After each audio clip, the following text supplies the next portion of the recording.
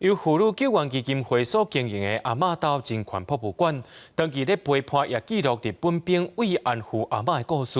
说因为欠经费，已经伫11月初10暂且休困啊。不过文化部也表示讲，未来会继续补助妇安会，互因伫明年4月，通好伫新的所在重新开幕。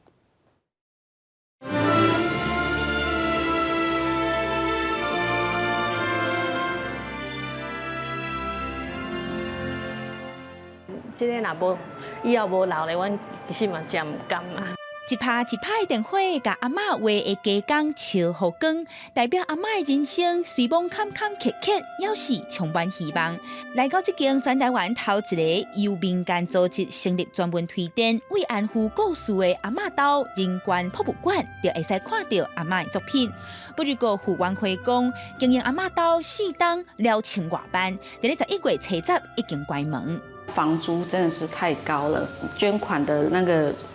金额也比较少。第2年、第3年有门票收入的时候，跟一些商品的时候，才有这些商品的一些收入。很多活动要去做宣传，那需要人力，那人力的部分也是需要一笔开销。 妇援会讲，以社会福利团体的力量经营这种长时间展览的博物馆，包括场地、装潢、人力、第一线的慰问和陪伴服务。今年平均每个月爱开60多班，不过今年正月到10月有向文化部请到的补助，才73万元。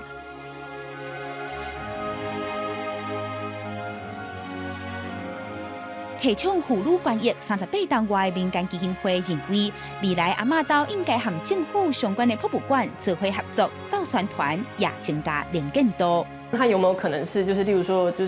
民间跟政府一起合作一起经营？但显然阿嬷家可能还没有被纳入到这个体系里面去，所以相对来说它的资源会缺乏，是一个当然是物理上财务的支持，那另外一个可能是文化资源上的这种互惠这样子。 安那文化部是表示，这5档拢有徛伫维护文化宾馆、保障多元族群有发声机会的立场，助赞阿嬷岛永续经营。未来也继续研议补助的金额。在这个之前，文化部也召开2次的跨部会协调会议，我们邀请了卫福部、国产署，还有这个台北市政府那个共同来研议。那后续文化部也会尽可能的协助必要的经费来补助来帮助阿嬷的厝会重新开幕。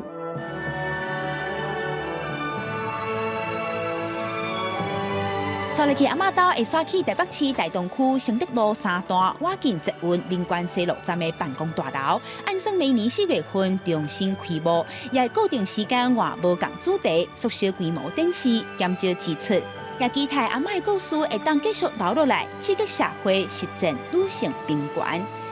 记者民警张玉水台北报道。